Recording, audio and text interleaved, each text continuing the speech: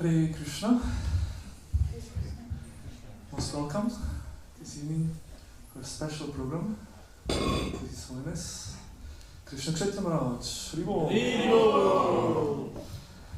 Thank you so much for coming. Please, if you can come a little closer, there is still space and maybe some more devotees will join us. Yes, thank you.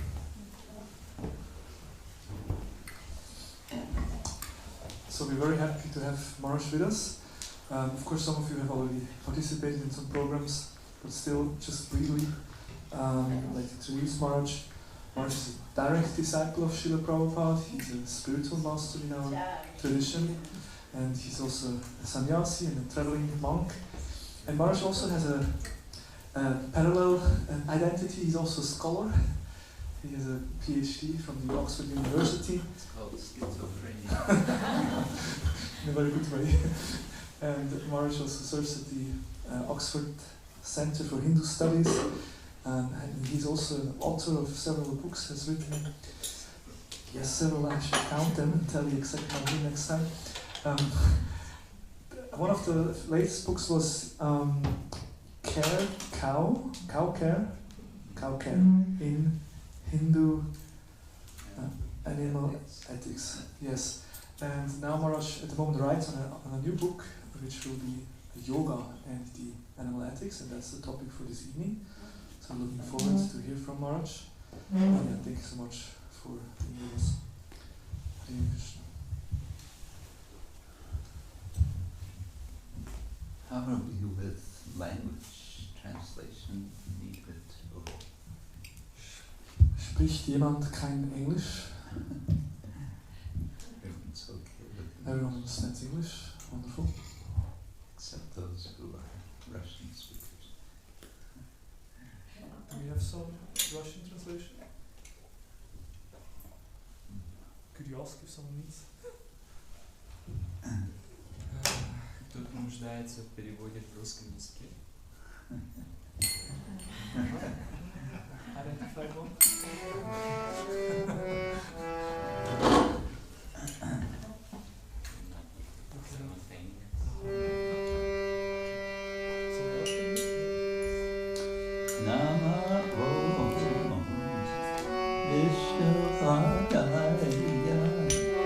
Krishna Kshetra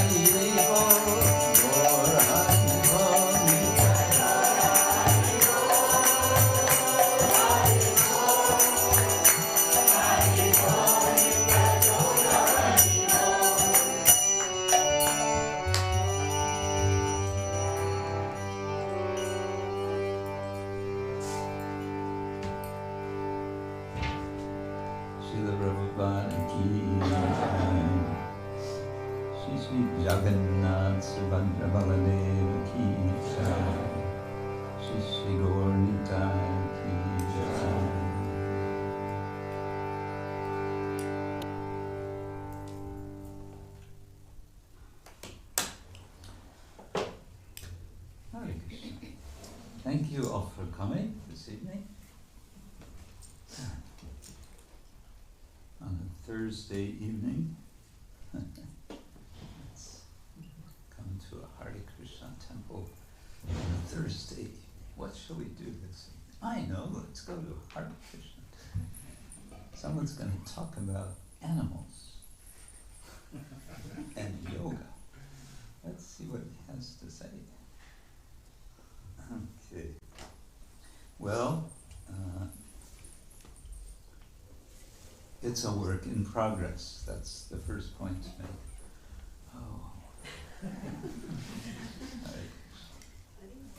Hare Krishna.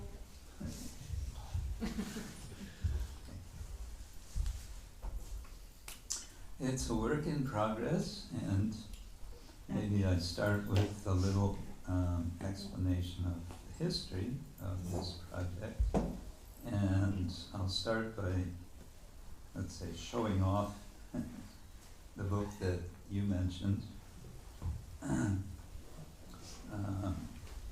And before somebody asks, do you have any copies of this for sale, the answer is no.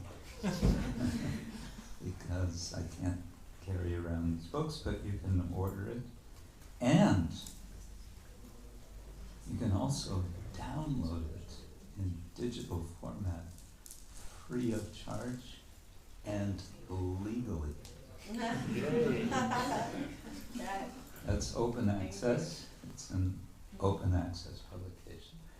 Cow Care in Hindu Animal Ethics is a volume in the Palgrave Macmillan Animal Ethics book series, of which there are now something like 40 titles. So you can find this easily on the internet. You can either search the title of this book, which will take you right there, or you can search Palgrave Animal Ethics, and that will get you there also. So, it was mentioned that by Krishna Premarupa Prabhu, that I've been involved. Yes, I have a somewhat schizophrenic life. Trying to be a devotee and trying to also engage in the academic universe, or one little academic universe. We have a very interesting center, I would say, in Oxford, and this you might also like to look at on the internet.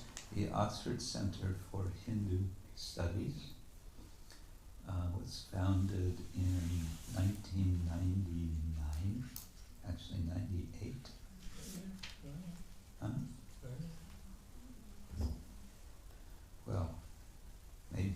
I think it was 99 is the year that I came to Oxford, and it was just, I think, a year before that they had started up. Of course, the idea was there long. Shonaka Rishi Prabhu is the guiding light in this project. He's done amazing things and continues to do amazing things. It's an academic institute which has unofficial, at one time official, but now unofficial, close associations with Oxford University. And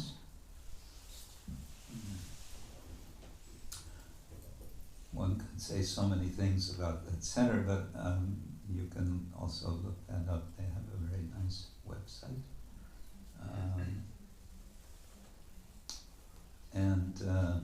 I've been involved with that center, as I said, since 1999. And after I finished my studies, I was allowed to continue there as what they call a research fellow. A fellow.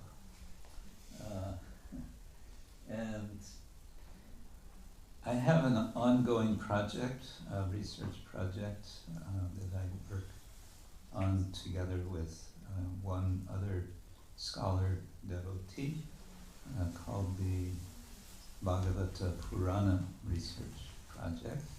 We have several other scholars involved. And there's a website for that as well, separate website. But a few years ago, I think something like 7 years ago, the director, the academic director of our center, Gavin Flood, received an invitation to give a talk at the Oxford Center for Animal Ethics about Hinduism and animal ethics. And the invitation that he got, he said, I don't really have time for this, and this is not really my subject area. So that invitation kind of got moved from one desk to another in our center, and it ended up on my desk, so to say, or in my email. And I thought, oh, that sounds interesting. Let me do it.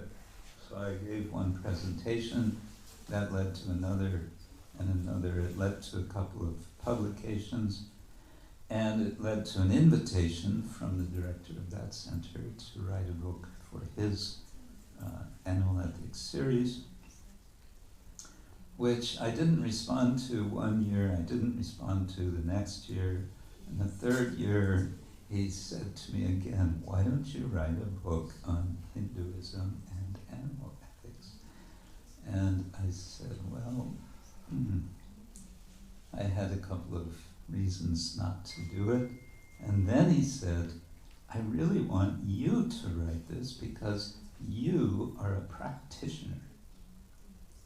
And when he said that, some little bell went off in my head that Krishna's calling you. This is a calling.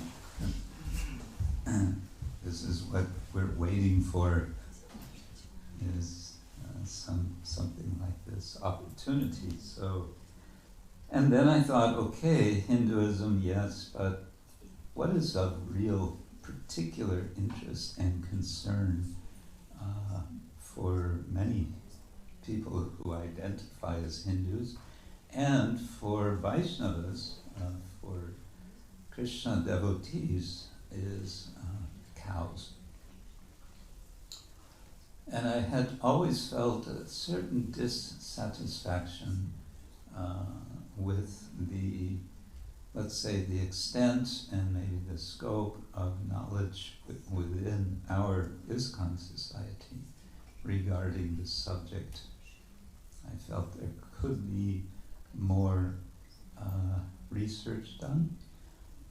And furthermore, so I was thinking this could have a double value. It could have a value for ourselves in our society to get us thinking more about this challenge which our spiritual master, Srila Prabhupada, gave us, that we should practice what in the Bhagavad Gita is called Go Raksha, cow protection. There are farms and there are projects in different parts of the world where some small-scale, relatively small-scale efforts are going on. But I would say they're very small, and they're not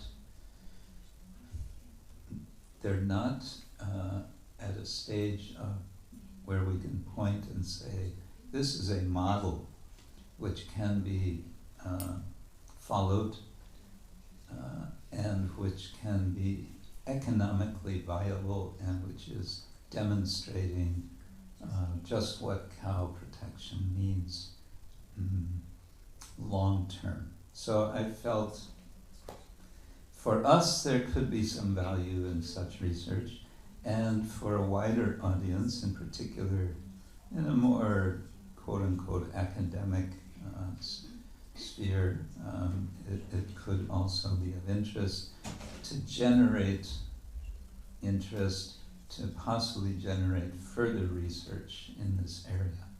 That's about as much as you can hope for in the academic world, that your research will lead to more research. And so I made it a point to do some sort of crowdfunding, fundraising, to make it possible to have the book published open access, because it comes at a price. And it was possible, and to my surprise, there were it was a quite quick process to do the fundraising.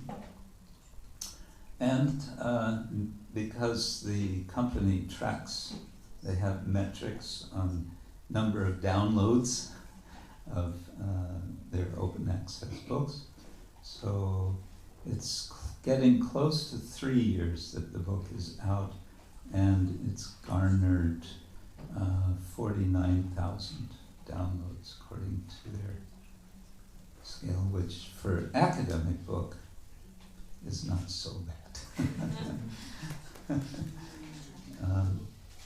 And then I reported this a year and a half ago to the editor of this book series, who is in Oxford. He's my friend. He's very nice. He is extremely dedicated to this subject. And he said, "Oh, this is amazing. You should write another book for the series." And so I've been gradually working up a concept of what I want that book to be. And one of the first things I decided about, because he keeps wanting Hinduism and animal ethics, but he's not completely fixed on that. And one thing I was sure about, I don't want the word Hindu in the title of my second book. Because I think it's not an attractive term for people in the West. It's just the way it is. But yoga, yoga is cool, right? A lot of people are doing yoga of one form or another. And it's all over the world, including China. And so that's my next project, is yoga and animal ethics. What do you think? Is that a good idea?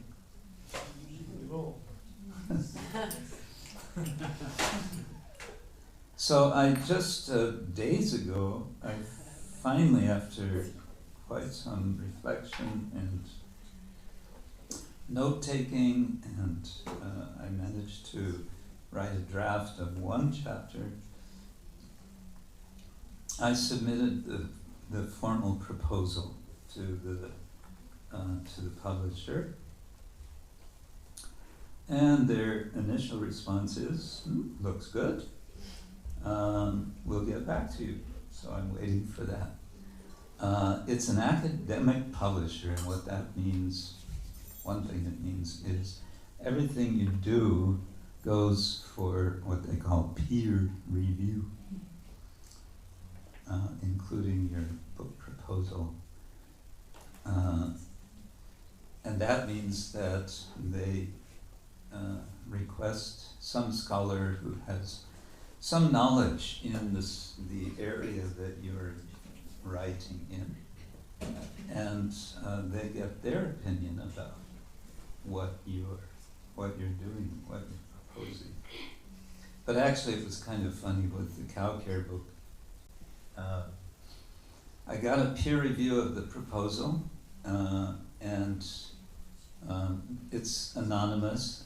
They sent to me the comments of the reviewer, and they were all very helpful comments. It wasn't just, trying to give me trouble. They were useful comments. And then it's, when you finish the book and submit the manuscript, then comes the second peer review. Now they look at the whole book, right? So I submitted the manuscript, and some days after that I got a message. The editor, the person who invited me to write the book, he had told the production manager, "No need for peer review of this. Whatever he writes is good."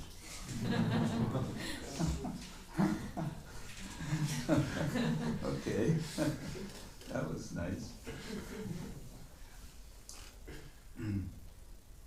So, as it is now, and this could change, but as it is now, my basic idea for this yoga and animal ethics is to say that if we really want to be consequential in changing how we as a species, as human beings, if we want to change what's happening, and everyone agrees now that the human so-called civilization is trashing the planet at breakneck speed. If we're going to do something about that, there's going to be need for very fundamental changes in our understanding of who we are.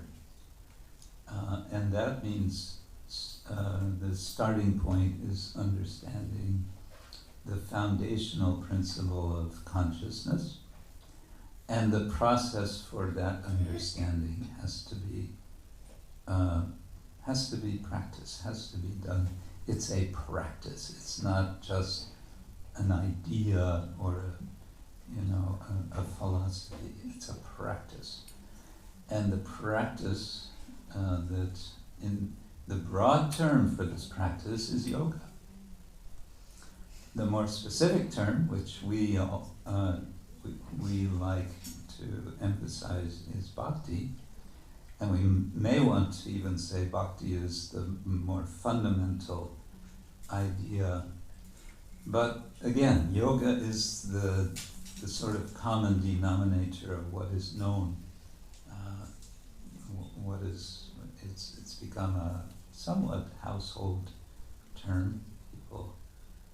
People know about yoga and have some idea that maybe it's not a bad thing, even if all they understand about yoga is that it's about doing various gymnastics, acrobatics, or whatever. So, to go about this, I thought the easiest, the most straightforward structure will be to take the classical Ashtanga yoga way of analyzing the process of yoga, the eightfold system, and just working through it step by step, with each of the angas making some connections with the issues at hand, having to do with how we relate with animals. And so I don't know how much detail to go into, but I can say one way I'm thinking about this is,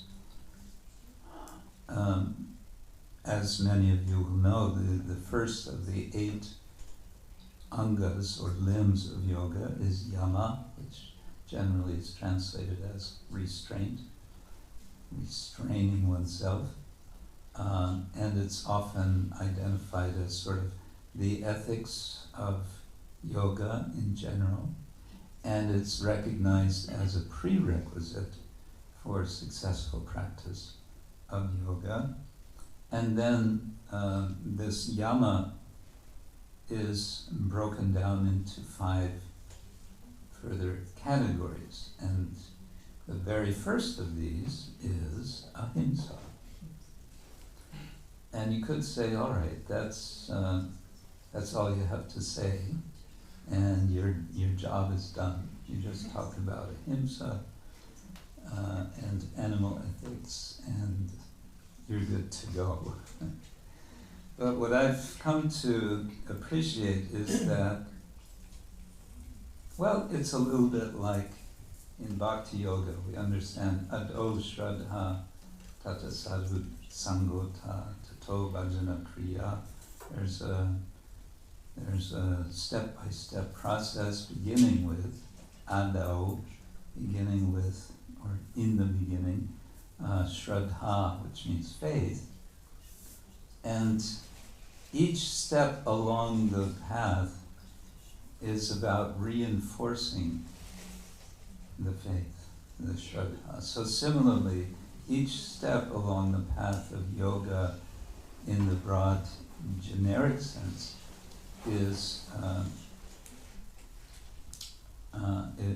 affirming and strengthening and deepening the notion of ahimsa. So ahimsa is going to be very much at the core of this. And again, the term ahimsa is widely known. Mahatma Gandhi popularized it in the early 20th century. And I will refer to him also because he was very concerned about animal care, not only ahimsa within the human society, but he saw it as integral to the ahimsa principle. Ahimsa, satya, truthfulness, or truth speaking, truth being. Asteya, non-stealing. Brahmacharya, that's a tough one for a lot of people. Aparigraha, non-possessiveness. These 5 principles, which are also there, and it's considered possibly to have been borrowed from these 5 principles from the Jain tradition. We don't talk much about Jainism in our Krishna temples. Jains. But actually there's some fascinating aspects of Jainism which I want to also bring into this book. I'm not restricting it to Vaishnavism only. There will be some discussion of Jain and also Buddhist ideas in appropriate places. So ahimsa, also very interesting. I found that the traditional commentators on the Yoga Sutras of Patanjali really emphasize this ahimsa principle a lot, and they say there's no excuses. It's not just for yogis, it's for everyone. And it is foundational to all the other principles. So, like that. So I'm thinking of ahimsa as, sort of the rock ground basis. And a broader sense of ahimsa, I think, is respect. And respect then opens us up to thinking about what does it mean to relate with animals. Can we think of relating to animals with respect for the animals? Respect for the particular capacities of animals, for example. Lately I've kind of consciously, I've been making some effort to learn things about animals, animal behavior. It's fascinating. Oh, there's so many amazing things that animals do. There's a lot of violence also in the animal world, that has to be said. And that's something I need to think about how to talk about.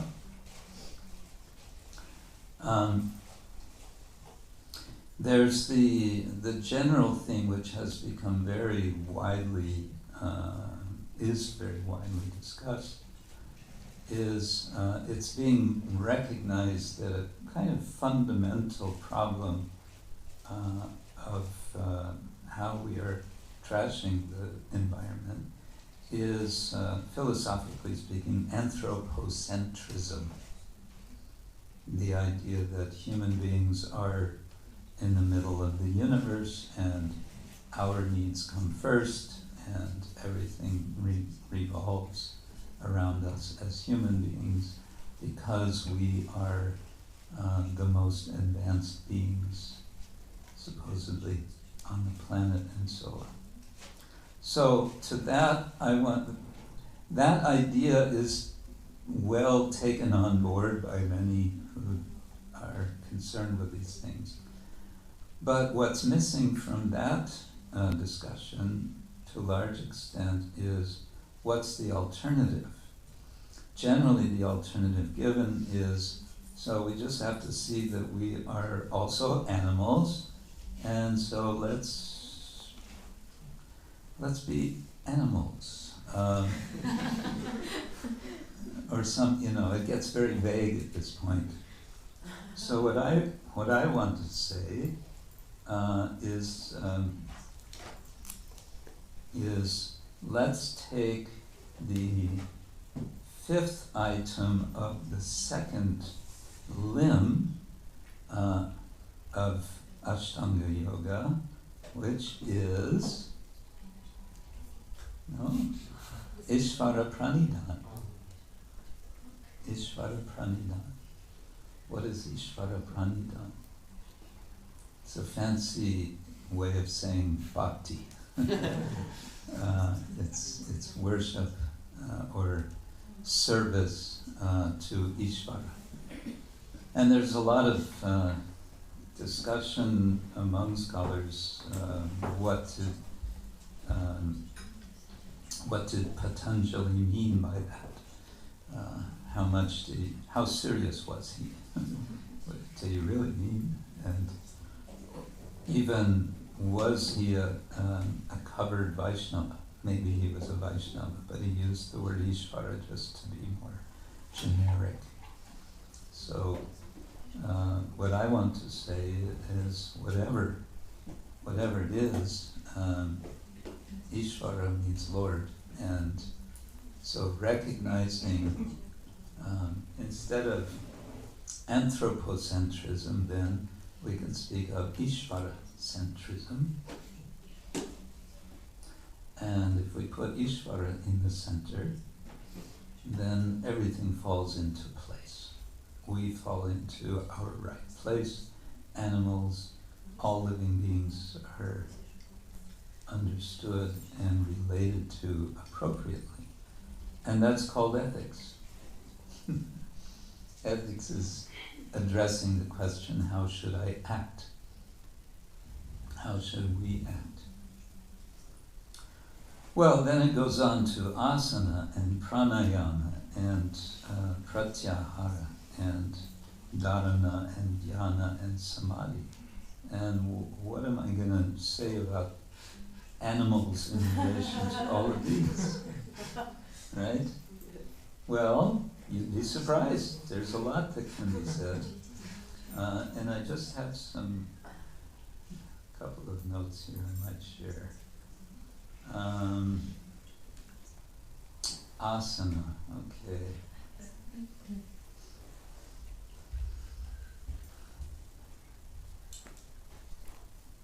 Well, the first thing to say about asana is that many of the asanas, many of the postures, have the names of different animals. Right? Yes. Some examples?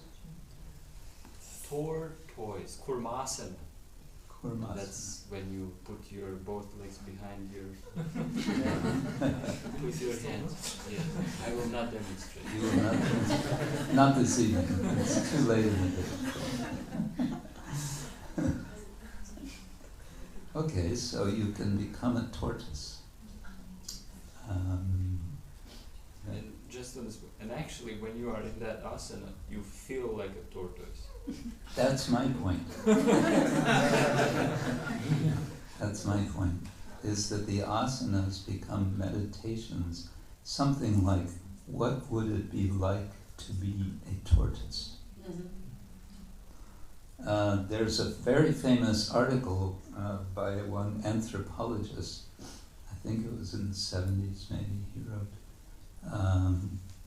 The title of the article was, "What is it like to be a bat?" You've heard of that? Thomas Nagel, yeah.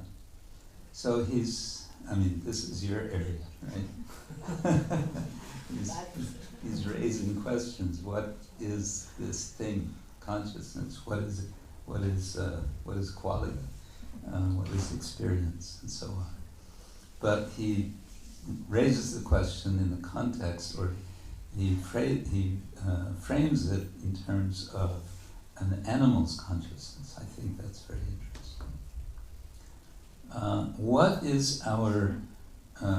What is common in our consciousness with the consciousness of animals? Can we explore that to some depth?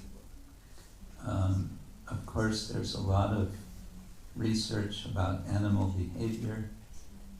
There has been an increasing recognition that animals really do have feelings, emotions,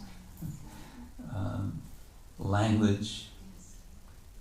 Certain whales have a language, the complexity of which has been shown to be at least that of human language, and so on. So yeah, animal postures of asanas is an interesting sort of opening. It's connected with, or it can be connected also with, shamanic traditions. Shamans are sort of practicing ways of identifying with certain animals. So that's a practice in some human societies. Can that be explored and expanded in relation to yoga? I read an account. There's a book by Vicky Hearn called Naming the Animals. She's a horse trainer and a dog trainer, and she writes very deep, reflective ideas, thoughts about her experience with animals and about the humans who misunderstand animals and who misunderstand humans who are relating with animals. But she mentions once one child, an autistic child, who was taken for horse, what do they call it? Equine therapy. Equestrian therapy, yeah. And in one day he made incredibly dramatic change. He became quite normal after riding a horse for only 1 hour. But then after that, he went back to his parents, and his parents they felt threatened by this change in their child. So they said, no more of that for the child. Yeah, imagine.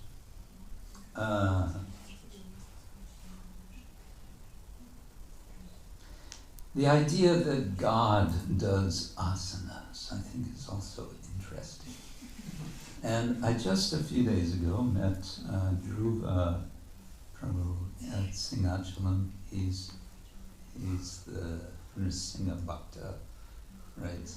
And as Carolina knows, he has discovered that there's a tradition that the real founder of yoga is Nrsimhadev.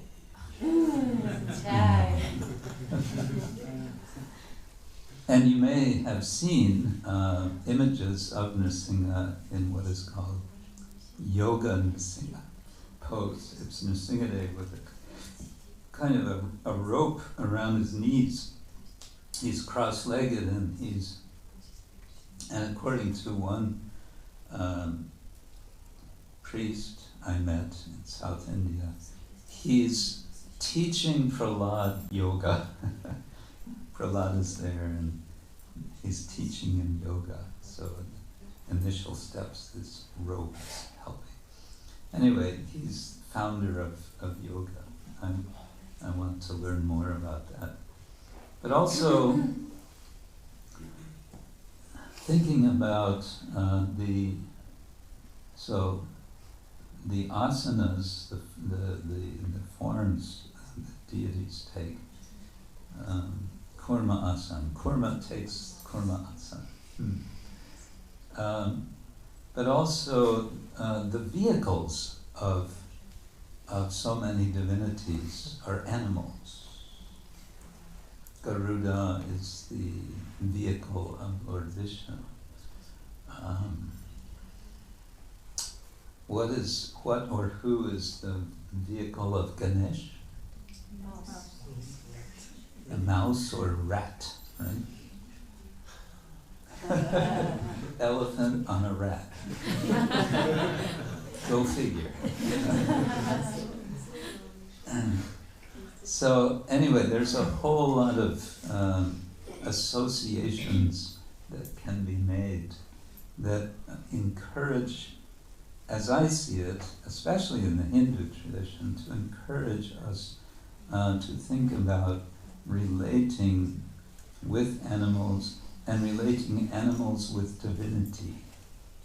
So if we have divinity in the center, Ishvara-centric, instead of anthropocentric, then this makes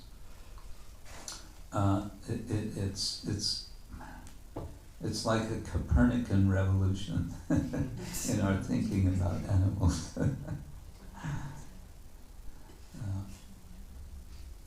You know about the Copernican revolution? Some people never heard of it. Oh, never heard of it. Oh dear. You want to explain the Copernican revolution? We'll leave it for another day for one of our scientists. Okay. Anyway, that led me to another thought, which I just went out of my thoughts again. Then there's pranayama. Here's a quote from, I don't know if it's Luce or Luce Irigaray. She is a French philosopher, and she wrote a whole book. The book is called Between East and West, but her special focus in this book is on yoga and breathing. And she says, if the Buddha renounces, at least according to our perspective, it is because the objects of desire, the objective correlates of my subjective desires, that's a fancy way of saying sense objects, oppose harmony with, the objective correlates of my subjective desires oppose harmony with the universal breath. Okay, so the Buddha, she's into Buddhism, I guess. If he renounces sense gratification, we would say, why is it? Because he recognizes that it's opposed to the harmony with the universal breath. They, that is my subject desires, my desires thinking of subjectively, my desires, subjective desires, tear me to pieces, she says. The quest of the Buddha seems to me to correspond to the search for a continuous communion with the respiration of the macrocosm. He tries to become pure subject, but on a model forgotten by us. Pure subject means here breathing in tune with the breathing of the entire living universe. Because if death happens before this education of the breath, of the subject as breath, it means going back where all would start over again and worse. So she's saying if we don't get it, that we are connected with the rest of the universe, and we keep thinking we're special, you know, we don't have to care about what's happening around us, then it's going to be, we're going to have to start over. We're going to be, it's almost like she's saying we may be thrown into lower species of life and have to start over that way. I'm also in the pranayama section. I want to talk about time, because breathing is very much something we do as a kind of rhythm. And there's the rhythms of the universe, and there's the rhythms of different animals and their breathing. I was thinking about whales and their breathing. They breathe only when they come to the surface, and then they hold their breath, and how long they hold their breath while they go under. It's amazing. So like this we can develop, I think, a broad and still hopefully focused connection between yoga as a practice and animals as creations of the world to be respected. And I'm hoping to connect this with modern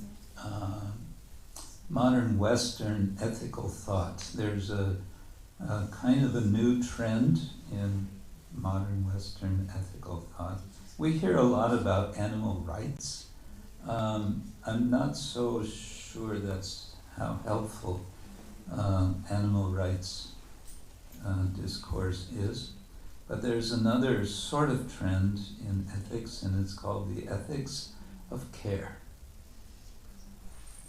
The ethics of care. And it kind of starts from a different starting point from the more analytical, traditional Western ethical thinking. It starts from the point of the unique situation of the natural situation of human beings caring for others, and expanding out from that to develop a wider vision. And the sort of core model of care in the ethics of care is the relation of the mother to the child. Most mothers, not all mothers, but most mothers have natural care and know how to care for their children. And they don't have to read, they do read a lot of books now, but generally you don't have to read how to take care of your kids. It's like, it's there, you know what to do. So I want to try to draw ideas from the yoga tradition together with the ideas of this ethics of care tradition. This means also, of course, it means discussing the idea of Dharma. I have one chapter in this book which is not so much focused on cows as such, but it's more of a theoretical chapter, and I introduce some of these ideas. I'll finish in a minute. I'll just say that the last three limbs of yoga in the classical eightfold system are dharana, dhyana, and samadhi. And dharana usually is translated as, concentration, dhyana as meditation, and samadhi as absorption. Here I'm playing with the idea to do a bit of what would be called constructive theology, a little bit, being a bit creative, to make a parallel between concentration and karma yoga. And then to discuss in that chapter about engagement of animals in work. I think because it's an issue, engaging animals, the sort of hardcore vegan people say, no, you can't engage animals, that's slavery. What's the difference between putting two oxen into a yoke and making them plow a field? What's the difference between that and slavery? Well, is it slavery? So I want to discuss that. And I'm hearing from devotees who train oxen to pull a plow or a cart, and they say they love it. They're looking forward to getting the yoke on. Let's get to work. Then dhyana, meditation. Of course, there's dhyana yoga, but I want to sort of connect it with jnana, and in this way focus on the idea of understanding the common ontological commonality between ourselves and animals. Basically, as Krishna is saying in the Bhagavad Gita, Vidya Vinaya Sampanne Brahmane Gavihasti Shuni Chaiva Shvapakecha Pandita Samadarshina. The Pandit is a Samadarshi, is one who sees equally. What does he see? He sees a learned priest and an elephant and a dog, and Shvapacha, which literally means dog cooker. He sees all different beings sama, with equality. Why? How is that? Because there's a recognition of spirit, of the common denominator of all beings, of spiritual consciousness. Yeah, and then samadhi, that's for bhakti yoga. That's when we can sort of pull out the stops, talk about Krishna and his cows, and like that. So that's a little sketch of what this is. Still in rather early stage, and with your blessings, I may be able to do it, and one day have another book here to show you. Hare Krishna. Questions or comments? Just a brief sketch. Yes. Yeah, sure.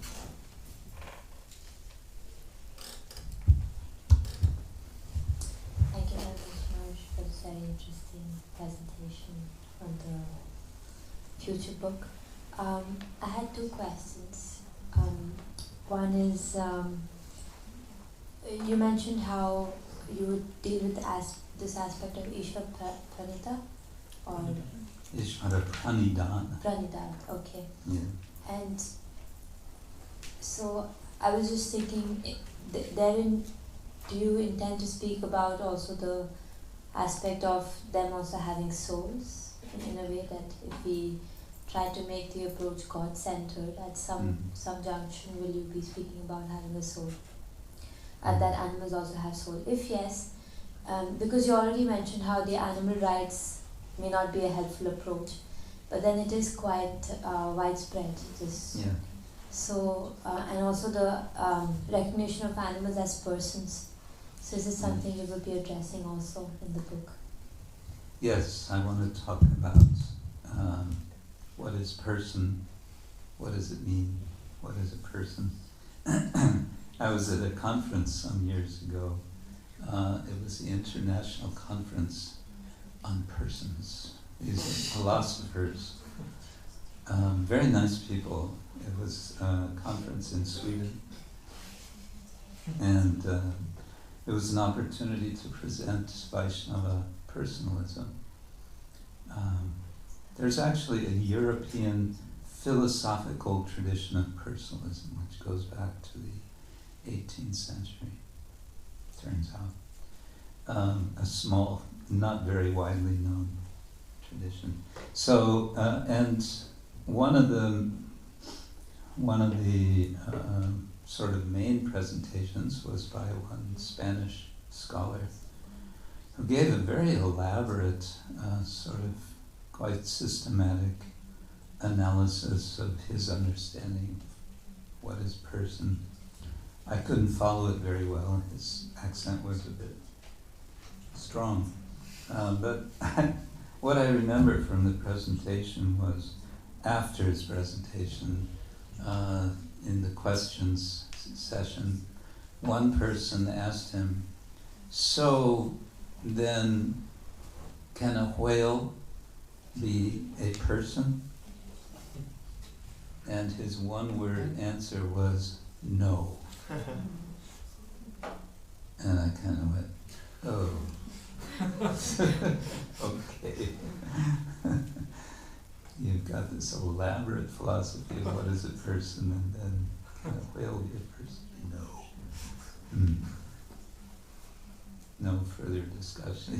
He sort of, that was it. No. Yes, personhood. I was in fact considering giving a title of this book something like Yoga, Animals, Persons.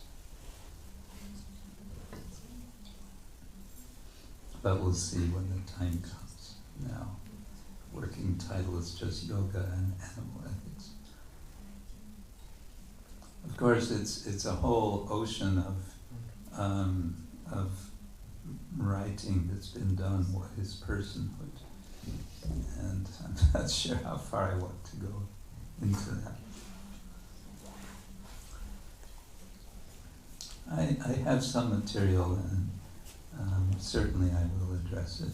And you're right, animal rights is an important idea. The rights of nature is very important, and it could be that this is an important avenue. I haven't really wrestled with it enough yet, but we'll see. One point, though, that was made by a couple of scholars I was reading as I was preparing this book is they were saying, there's been a lot of writing about and a lot of speaking about animal rights, but what's the result? What do we see in the world in terms of actual benefit? Very little, very, very little. And one documentary I was just looking at, they were saying Ecuador has now written into their constitution the rights of nature, and this is a wonderful thing. But then in the same film later they say, but the application of it, the implementation is very minimal, and there's still so much destruction going on. There seems like increasing destruction going on in that country. So it's one thing having this understanding, it's another applying it. And I think what I want to say with this book is it's all right to have laws, to have rules. That's necessary in human society. But these need to be reflective of a deeper reality, a deeper realization. And that is what yoga is about. It's about people becoming transformed through a process, through a practice.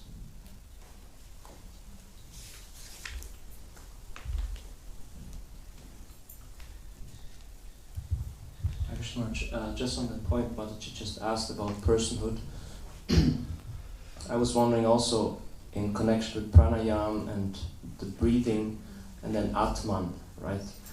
Because once in Indology introduction course at university, I asked the teacher about this word Atman, if it's connected to atomos and linguistically, and then she said no, actually it's rather connected to Atem in German.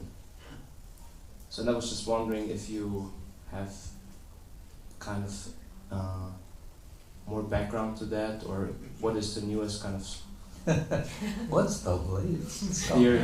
Yeah, because they're always changing. What I was always told, what I always understood, is the word Atman is originally simply the reflexive, like we say, myself, I myself.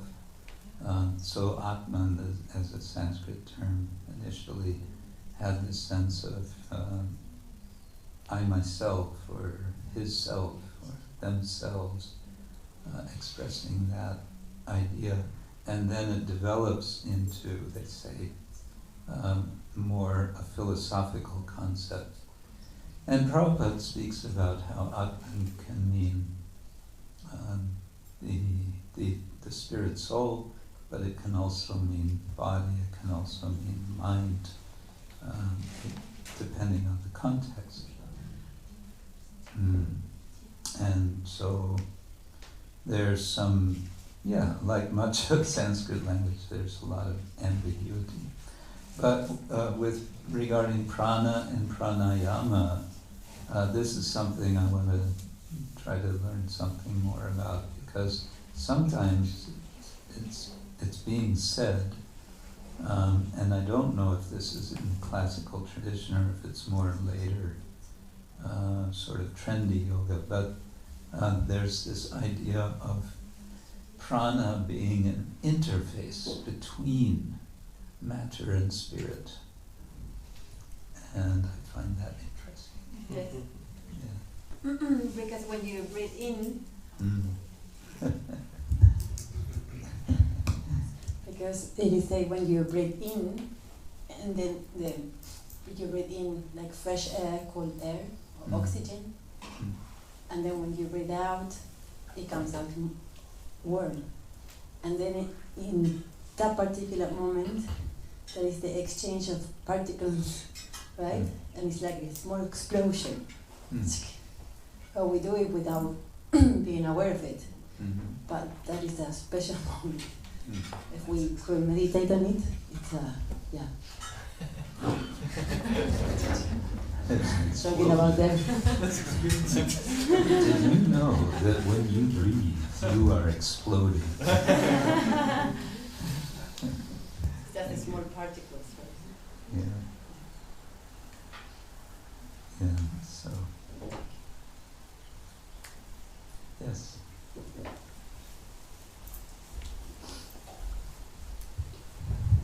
Thank you, Maharaj, for a very interesting class. I appreciate your point there about personhood. And I would like to just give a little anecdote that showed the point that some vegan, they preach about animal rights, but they don't understand that they are persons. Yeah. So how weird it can go. It was my Shiksha Guru Tapas Prabhu. He was in a forum on the internet for vegans, and he started to ask and challenge a little bit, because they were so against drinking the milk, and they're saying like only babies should drink milk, and adult humans should not drink milk of cows, and it's abuse and all that. So he started to ask them, so if we stop drinking milk, what will happen to the cow? They will die out. And they say, yeah, then it's fine. The cow will die out. That's not our problem. So obviously, I'm thinking now, listening to you, that they don't know that the cow is a person. They just So I think also from Srila Prabhupada's books, it's so easy to understand what is a person, somebody who can exchange. So even animals can be dependent on humans and humans on animals. It's not so hard to understand, but somehow. Yes, one lady, scholar I think she's in England. She is vegan. She's very much kind of a missionary for veganism, and she's a scholar. And she did some research and wrote an article. She did a survey of vegans, and she had statistics, but I don't remember the numbers, but the majority of vegans are atheists. They proclaim themselves atheists. What does that mean? And where is their... I find it curious because they're very strongly saying, it's not ethical, so that they have some sort of ethical consciousness. But another point, and thank you for making this point about not recognizing persons, but the other thing is they don't think through how are you going to get your loaf of bread. This is demonstrated very graphically in a small film that was made by devotees in New Vrindavan years ago. A devotee takes a loaf of bread and he holds it up and he says, how are you going to get your loaf of bread? You're going to get it from the wheat that grows on this field. And he points to a field, fairly large plot of land. He says, it will take this amount of land to make this one loaf of bread. So how are you going to prepare your field to grow the grain for your loaf of bread?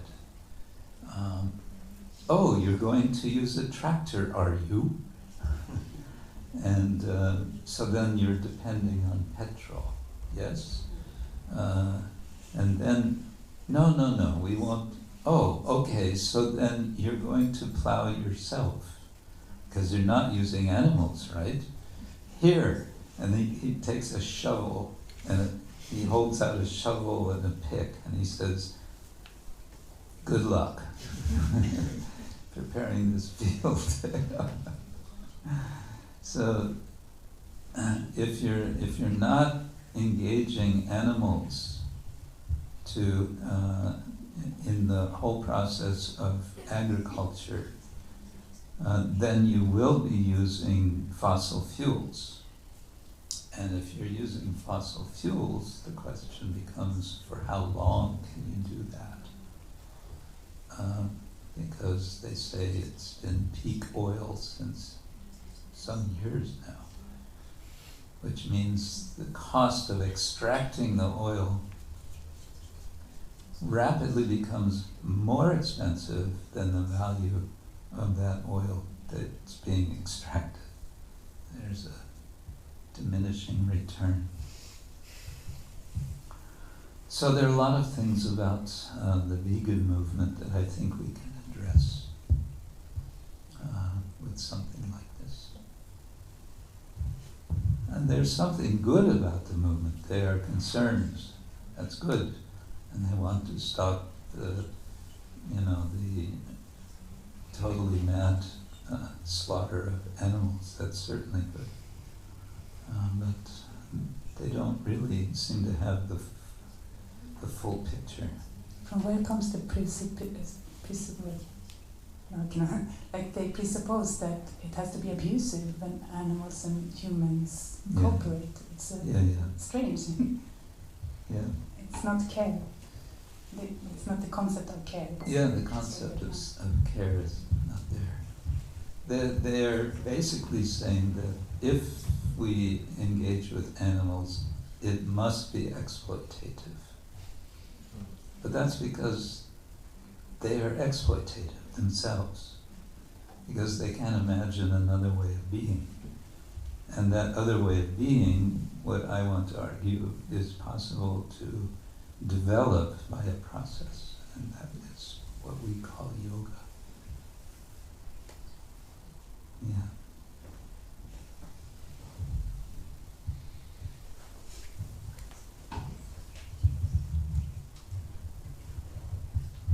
Nanda Kumar.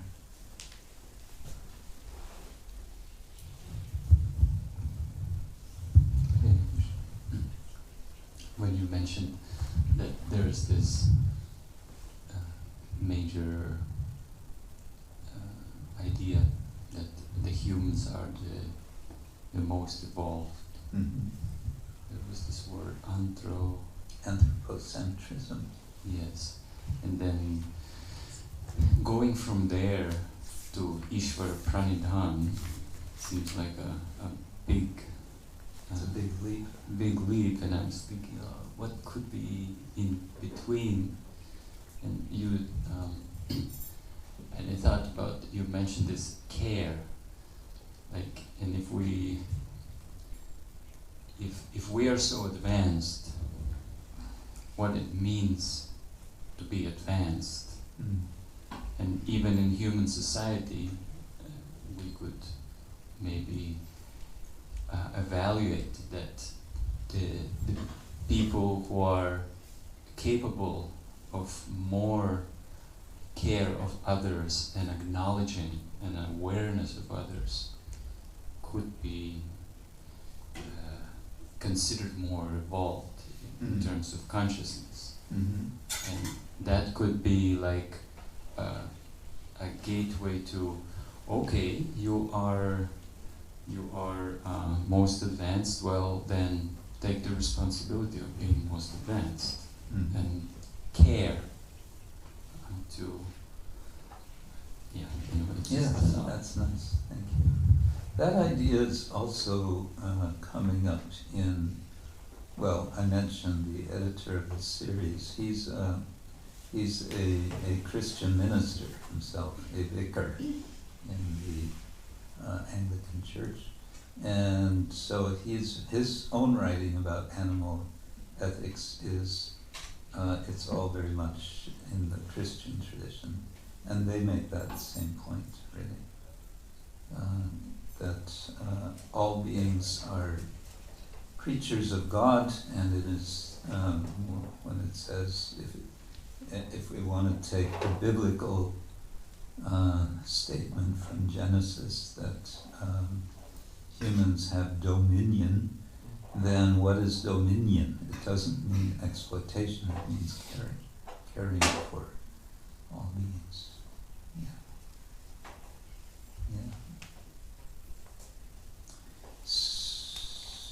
Yeah, go ahead. I just have one small question.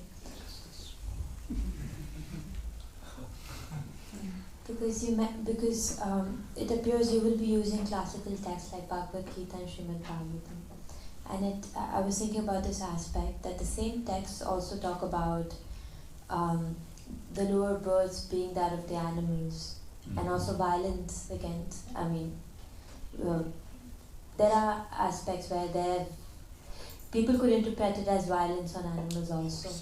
So if you're using the same text, how do you deal with that aspect?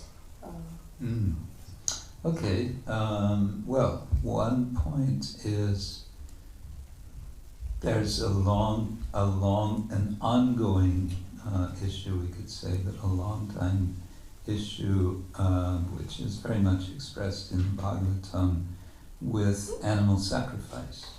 The whole story of Narada speaking to King Prachinabarhishat, the sort of essential point of the whole story is stop this so-called animal sacrifice you're doing, because it's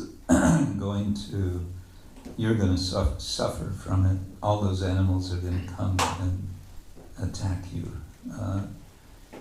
So, yeah, I'm thinking in the chapter on karma yoga to talk about this. Karma essentially, as Prabhupada says, this is not the age for animal sacrifice. So if you're confident that you can offer an animal in sacrifice such that it will in fact be elevated and not come back and swallow you, then go ahead. Do the animal sacrifice, because by that you will eventually understand it's really not a good idea. As essentially is what Manu is saying in his Manava Dharma Shastra, Manu Samhita. So yes, the violence is there, and the idea of absolute nonviolence, the closest that seems to come to an absolute nonviolence is the Jain idea, specifically of what they call salekana. Salekana is voluntary giving up all eating and drinking to death. With their logic, which is not our logic, but there's a certain logic to it, is that all karma is a result of violence. Violence is fundamentally perpetuated in our practice of eating. So we will stop eating, and in this way we can shed all karma and become liberated. That sounds good, but except that Krishna says, "Nahi kaschit kshanamapi jatu tishtatya karma krit." You cannot stop acting even for a moment.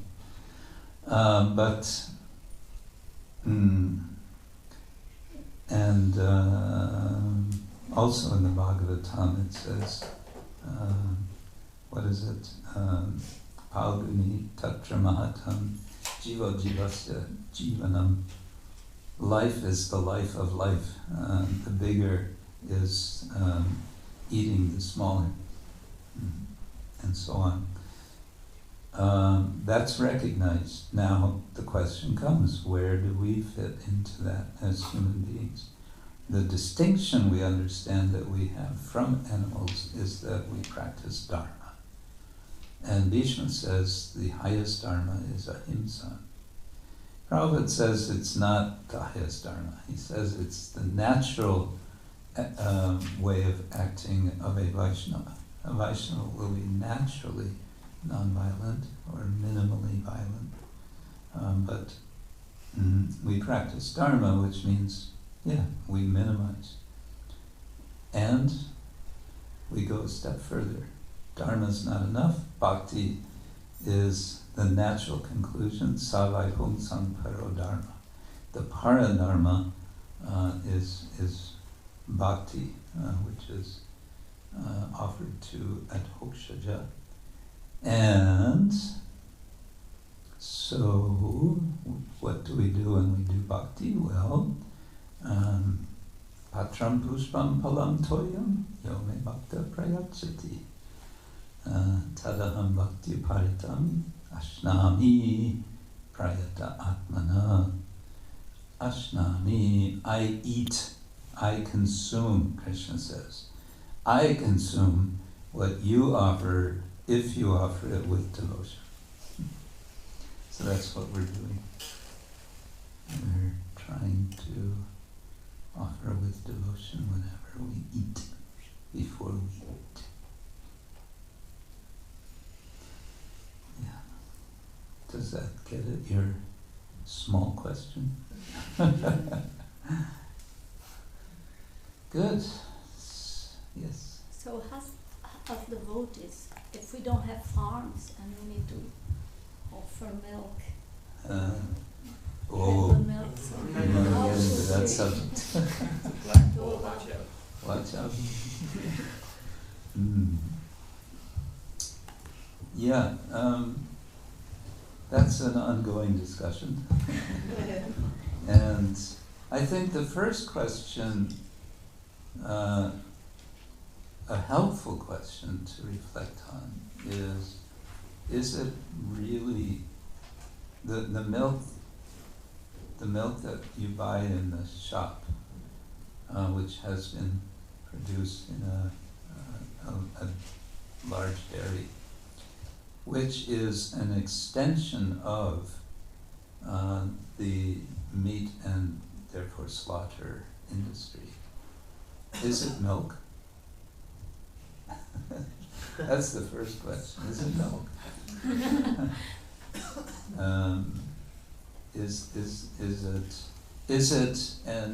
Is it being accepted by Krishna?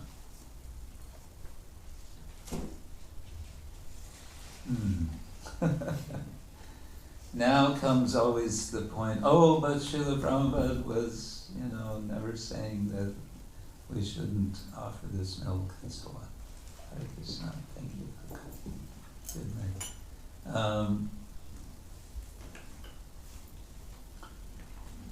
And I would just say, well, that's certainly the case. Prabhupada did many things as expedient of the time. And I wonder if he wouldn't want us to be working more toward doing the needful in having protected cows. And so, that's what some of us we're discussing and we're trying to make happen more, as it's been also requested by our GBC to at least get the milk that we're offering to the deities to be coming from our own cows.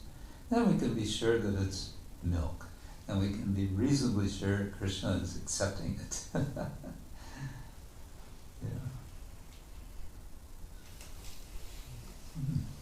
So, on that happy note, what's tomorrow? We're having a session on what questions and answers. Hare Krishna, thank you so much, Marsh. Tomorrow evening at 7 o'clock we again gather here in the temple room, and we have a simple Q&A, question and answer session. We call it Stump the Swami. Bring all your difficult questions. See how quickly you can embarrass the Swami. Of course, there's the understanding of asking in a submissive, humble way. Also, there is a certain culture. But the idea is the idea of Sadhu Sangha, that we get the chance to associate with Maharaj and bring our questions. Maharaj being a practitioner of Bhakti Yoga for over 50 years, with so much experience and realizations, I'm sure we get a lot of benefit by asking our questions and receiving the answers. So please do come tomorrow 7 o'clock here in the temple. Hare Krishna. Come with your questions. However controversial. And ask them in a respectful way. Thank you. Srila Prabhupada ki jai. Ananta Gopti Vaishnava ki jai. Lord Krishna. Hare Hare Bol. So nice Krishna Kshetra Maharaj ki jai.